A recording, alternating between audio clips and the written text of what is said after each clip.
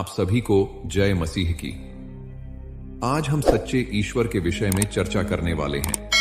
जब दुनिया में इतने सारे देवी देवता, ईश्वर, अल्लाह और भगवान हैं, तो कौन सा सच्चा ईश्वर है जिसकी हम आराधना कर सकते हैं, जिसके साथ संगति कर सकते हैं और जिसके द्वारा हमारा परिवार कुशल मंगल और आनंदित रह सकता है, साथ ही अंत में सही स्वर्ग में जा सकते हैं। कई लोग कहते हैं कि सबका मालिक एक है, लेकिन कुछ लोग यह भी मानते हैं कि सभी देवी देवता एक ही हैं और सभी की पूजा करनी चाहिए।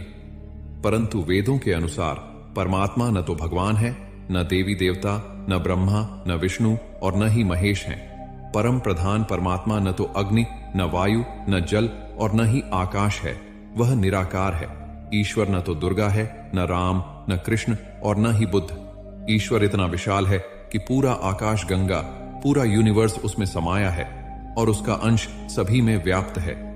परमेश्वर कभी किसी से शादी नहीं कर सकता, क्योंकि उसके तुल्य कोई नहीं है और ना ही कभी होगा।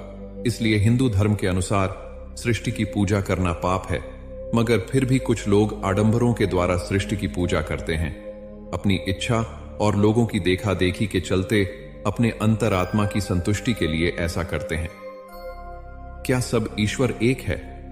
यदि आप अपने सवालों का उत्तर नहीं ढूंढ पाए तो निराश ना हो। यदि आप परेशानियों से घिरे हैं और नहीं जानते कि किस ईश्वर से प्रार्थना की जाए, सच्चा ईश्वर कौन है, तो निराश ना हो।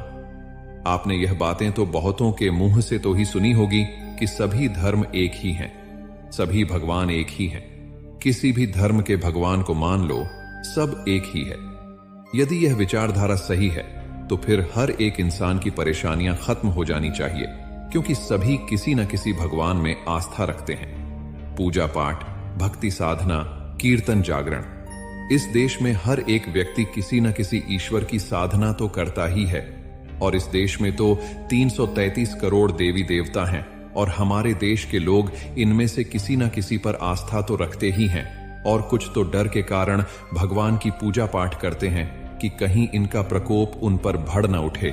इंसान और ईश्वर का रिश्ता, क्या इंसान और भगवान का रिश्ता बस लेने देने तक का ही है कि हम उसकी भक्ति साधना करेंगे और वह हमारी रक्षा करेगा, हमें आशीर्वाद देगा, बिगड़े काम बनाएगा?